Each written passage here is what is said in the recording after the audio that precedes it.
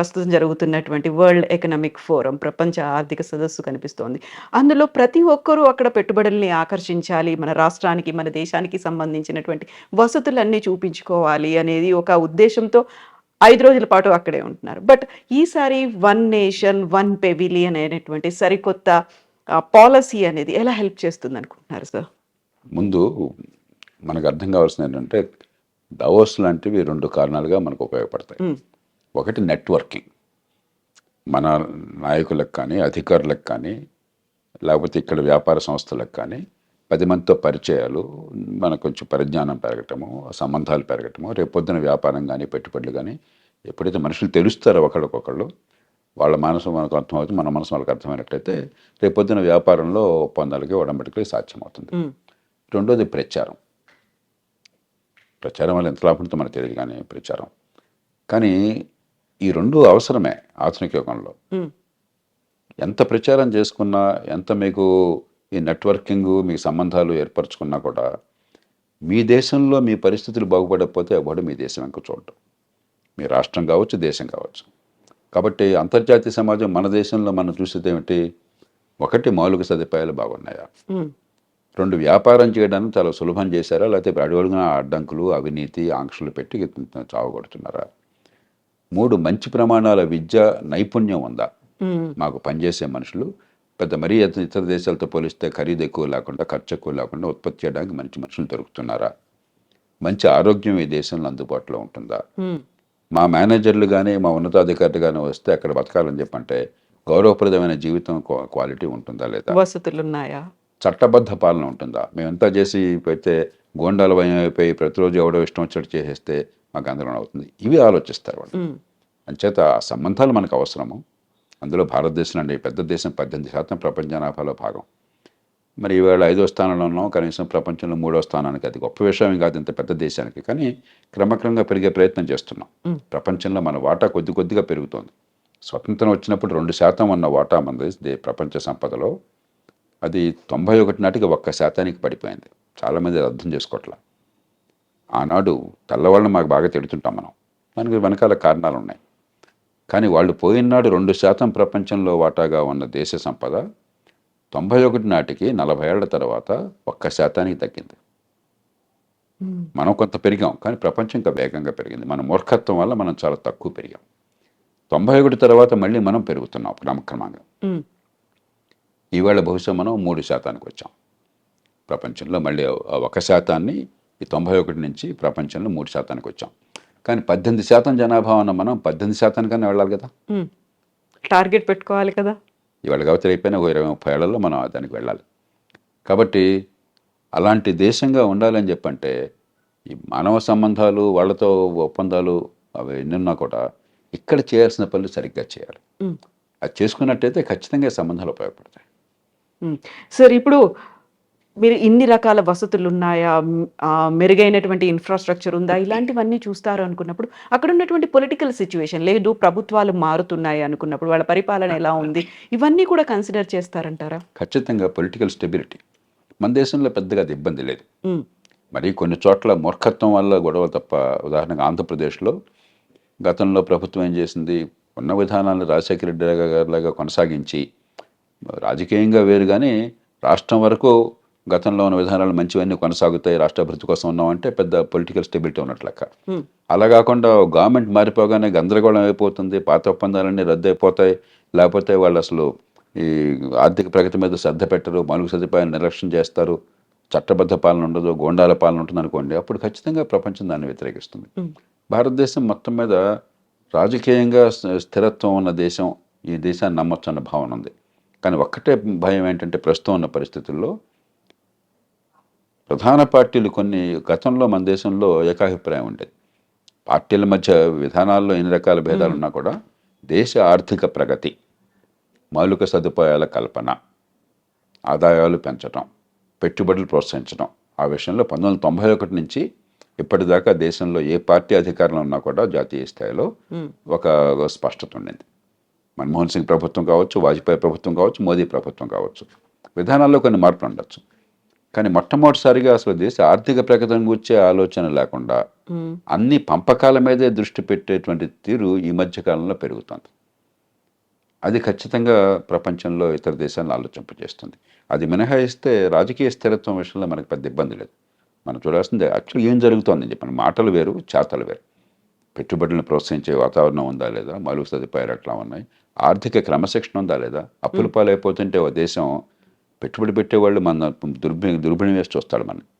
మన రహస్యాన్ని దాచుతాం అనుకున్నా కూడా ఎంత డబ్బు మనకు ఆదాయం వస్తుంది, ఎంత ఖర్చు పెడుతున్నాం, ఎంత అప్పుల పాలు అవుతున్నాం, రేపొద్దున ఏం జరగబోతుంది మనకంటే ఎక్కువ గమనిస్తారు. కాబట్టి ఆర్థిక క్రమశిక్షణ ఉందా లేదా?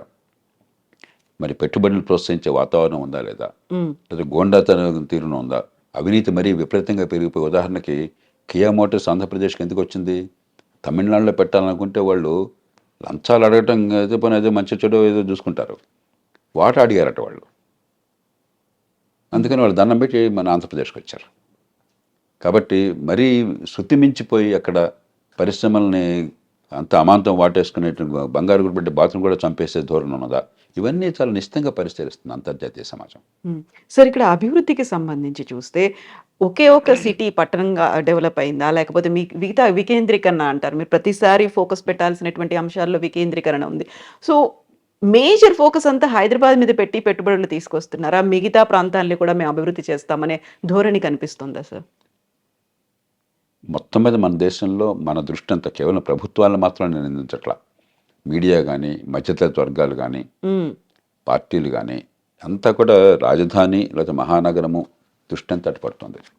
నేను ఈ మధ్యకాలంలో మీరు గమనించుంటారు. మళ్ళీ మళ్ళీ చెప్తున్నాను.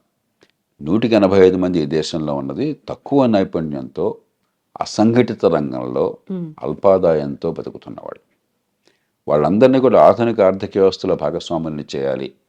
పెరుగుతున్న ఆర్థిక వ్యవస్థ ఫలితాలు కేవలం హైదరాబాదులో కొందరికి మాత్రం అంతాయని కాకుండా మా అందరికీ దానివల్ల ఫలితం ఉందన్న నమ్మకం కలగాలి అన్నట్టయితే ఈ పట్టణాలు మహానగరాలను కొనసాగిద్దాం. హ్మ్. హైదరాబాద్ గర్వపడదాం, మరో నగరం గర్వపడదాం. కానీ చిన్న పట్టణాలు కావాలి. ఎక్కడికక్కడ ఇప్పుడు చిన్న ఉదాహరణ చెప్తాను. డాక్టర్స్ అనే ఒక కంపెనీ మనకి ప్రస్తుతం బాపట్ల జిల్లా, అదివరకు గుంటూరు జిల్లా, కావూరు అనే గ్రామంలో వాళ్ళు 200 మందికి దాదాపుగా ఈ సాఫ్ట్వేర్‌లో, ఐటీ కంపెనీలో వాళ్ళు ఉపాధి ఇవ్వగలిగారు. హ్మ్. ఒక గ్రామంలో. ఇప్పుడు మరొక 500 మందికి అదనంగా ఇవ్వడానికి సిద్ధపడుతున్నారు. అంటే ఒక చిన్న గ్రామంలో 700 మందికి ఒక ఐటీ కంపెనీలో ఉద్యోగాల్ని సృష్టించగలిగారు. ఈ 700 మంది హైదరాబాదే వచ్చారనుకోండి. హ్మ్. 700 మందికి 700 ఇళ్ళు కావాలి. 700 మందికి రవాణా కావాలి. 700 మంది ఇక్కడి నుంచి 20 కిలోమీటర్లు ప్రయాణం చేయాలి. అక్కడి నుంచి 20 కిలోమీటర్లు తిరిగి రావాలి. నరకం అయిపోతుంది. తర్వాత ఈ వచ్చే ఆదాయం అక్కడ ఆ ఊళ్ళో రూ. 25,000 జీతం వస్తే చాలా గౌరవంగా బతకచ్చు. ఇక్కడ 50,000 వచ్చినా అక్కడ రూ. 25,000 సమానం కాదు. కాబట్టి ఈ దేశంలో పెద్దగా నైపుణ్యం లేని, పెద్దగా ఆదాయం లేని కోటాను కోట్ల మంది 85% ఉన్నప్పుడు వారందరినీ మనం ఈ ఆర్థిక ప్రగతిలో భాగస్వాముల్ని చేయాలని చెప్పంటే నగరాలను అభివృద్ధి చేయడంతో పాటు ఎక్కడికక్కడ చిన్న పట్టణాల మౌలిక సదుపాయాలు, టౌన్ ప్లానింగు, రవాణా ఇంతవరకు ఈ 3 ఉంచుతారు. మిగతాది ప్రైవేట్ రంగం చూస్తుంది. కానీ ఇది అంతర్జాతీయ పెట్టుబడి పెట్టే వాళ్ళకి అది పట్టదు. వాళ్ళకి కావాల్సింది హ్మ్. హైదరాబాద్ సర్వాంగ సుందరంగా ఉంటే, బెంగుళూరు అనుకూలంగా ఉంటే బెంగుళూరులో పెడతారు. దాన్ని మనం కాదనకూడదు. అవి పెద్ద పెట్టుబడులు. అంతర్జాతీయ పెట్టుబడులు పెద్ద పెట్టుబడులు. చిన్న పెట్టుబడుల సంగతి ఏమిటి? వాటిని హైదరాబాద్‌లోనే ఎందుకు పెట్టాలి? హ్మ్. బెంగుళూరులోనే ఎందుకు పెట్టాలి? వాటిని మరి ఒక చిన్న ఊళ్ళో, ఒక చిన్న పట్టణంలో ఇప్పుడు అందులో ఈ పూర్వం లేనటువంటిది ఈరోజు ఏముంది? మనకి టెలిఫోన్ అందరికీ ఉంది. అవును. టీవీ అందరికీ ఉంది. 15, 20 ఏళ్ల క్రితం కరెంట్ కూడా ఉండేది కాదు. ఇప్పుడు కరెంట్ బై అండ్ లార్జ్ గ్రామాల్లో కూడా దొరుకుతుంది. చిన్న పట్టణాల్లో కూడా తాలూకా కేంద్రాలు కూడా దొరుకుతుంది. కరెంట్ ఉంటుంది. డిజిటల్ టెక్నాలజీ అన్ని చోట్ల ఉంటుంది. అవును. నేను 30 ఏళ్ల క్రితం గ్రామాలకు పోతే ఫోన్ ఉండేది కాదు. హ్మ్. నా జిల్లాలోనే నేను కొన్ని తీర ప్రాంతంలో ఉన్న గ్రామాలకు పోతే ఫోన్ లేదు, మరొకటి లేదు. అర్ధరాత్రి నాకు పోలీసు వాళ్ళు వైర్లెస్‌తో నాకు మెసేజ్ వచ్చి ఇచ్చేవాళ్ళు. ఒక కాలువ దాటి. అలాంటిది ఈవేళ ప్రతి చోట ఫోన్ ఉంది. డిజిటల్ టెక్నాలజీ ఉంది. అవును. టీవీ అందుబాటులో ఉంది. కరెంట్ అందుబాటులో ఉంది. ఇవన్నీ ఉన్నప్పుడు అన్నిటికీ హైదరాబాదే కేంద్రం కావక్కర్లా. హ్మ్. ఇది అంతర్జాతీయ సమాజంగా అది పట్టించుకోవాల్సింది. మన సమాజం పట్టించుకోవాలి. మన ప్రజల గురించి మన సమాజం పట్టించుకోకుండా పొట్ల చేత పట్టుకుని వచ్చేటువంటి రెక్కాడితే డొక్కాడిన వాళ్ళందరూ హైదరాబాదే రావాలి. 10,000తో తృప్తిపడాలి. భార్య బిడ్డలతో రావడం సాధ్యం కాదు కాబట్టి ఒంటరిగా బతకాలి ఇక్కడ. 15 కిలోమీటర్లు ప్రయాణం చేయాలని చెప్పంటే జీవితం నరకం అవుతుంది. ప్రజలు హర్షించరు. ఉమ్, మీరు ఎలక్షన్లో ఎక్కడో వెళ్ళక్కర్లేదు, రాజకీయ పార్టీలు నేను ఎందుకంటే ఎన్నికల ఫలితాలే వాళ్ళకి అర్థమవుతాయి, మిగతా ఏమీ అర్థం కాదు. ఎలక్షన్లో ఓట్లు వస్తాయా పోతాయా అన్నదే వాళ్ళకి అర్థమయ్యేది. 2023 ఎన్నికల్లో ఉమ్, ఆ, తెలంగాణ అసెంబ్లీ ఎన్నికలు ఏం జరిగింది ఒకసారి చూడండి. హైదరాబాదు చుట్టుపక్కల 24 నియోజకవర్గాల్లో కాంగ్రెస్ ఒక్క సీట్లో కూడా గెలవాల.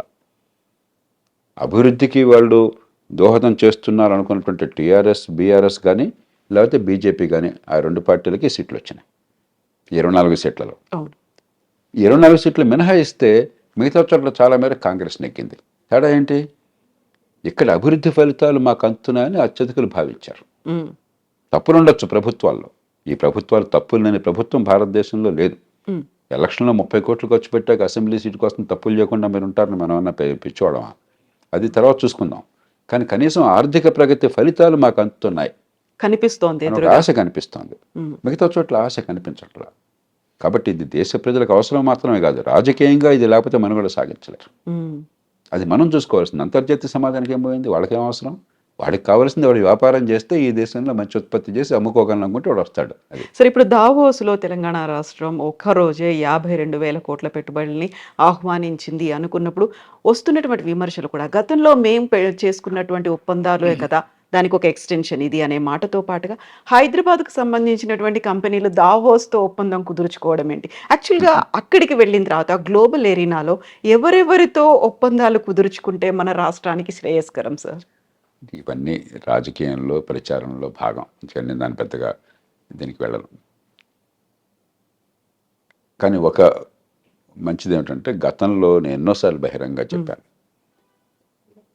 ఎన్ని పొరపాట్లు ఉన్నా కూడా పొరపాట్లు ఉన్నాయి. ఈ దేశంలో పొరపాట్లు లేని రాజకీయ పార్టీ అధికారంలో సాధ్యం కాదు ప్రస్తుతం ఉన్న పరిస్థితులు. నేను మళ్ళీ చెప్తున్నాను, ఎన్నికల్లో 25 కోట్లు ఖర్చు పెట్టాక ఉమ్, ఎలక్షన్లకు ముందు సందర్భాన్ని బట్టి ఇటు నుంచి అటు నుంచి ఇటు అంగలు వేశాక ఈ రెండు ఉన్నాయి కదా, మనందరికీ తెలుసు కదా.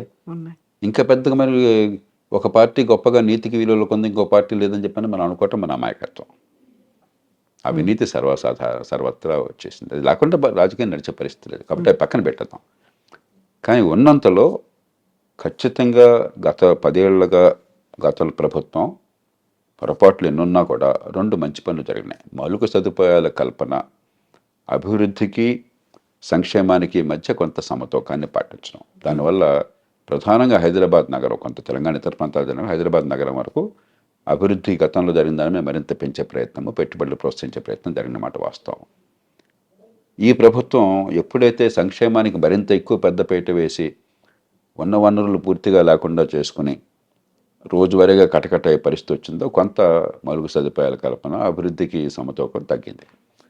కానీ అభివృద్ధికి వ్యతిరేకమైన భావన కలగజేయాలి. ఉమ్, ఈ ముఖ్యమంత్రిని కానీ, ఈ ప్రభుత్వాన్ని కానీ, రేవంత్ రెడ్డి గారిని కానీ, ప్రభుత్వాన్ని కానీ అభినందించాల్సింది ఏంటంటే గతంలో లాగానే ఒకప్పుడు చంద్రబాబు నాయుడు గారు, తర్వాత రాజశేఖర రెడ్డి గారు, ఆ తర్వాత టీఆర్ఎస్ బీఆర్ఎస్ ప్రభుత్వం వారిలాగానే అభివృద్ధికి మేము వ్యతిరేకం కాదు, పెట్టుబడులకు వ్యతిరేకం కాదన్న సంకేతాన్ని కొనసాగిస్తున్నారు. ఆ రకంగా భావించాలి. కాకపోతే ఈ సమతూకం మాత్రం ఖచ్చితంగా దెబ్బతిన్నది. ఉమ్, ఈ సమతూకాన్ని ఇప్పుడు కష్టపడి తీసుకురావాలి. అది తీసుకొచ్చినట్టయితే సరే, పార్టీల మధ్య మేము చేసామని వాళ్ళు చెప్తే ఎవరు చేస్తే మనకేం కావాలి? ఎవరిది సొంతం కాదు ఇది. ఈ ప్రజలకు మేలు జరిగితే, ఇక్కడ పెట్టుబడులు వచ్చి, ఇక్కడ సంపద పెరిగితే, ఇక్కడ ఉపాధి కలిగితే, ఇక్కడ ఆదాయాలు పెరిగితే, అక్కడ ఎవరు ఏ పేరుతో వచ్చినా మనకు అభ్యంతరం లేదు.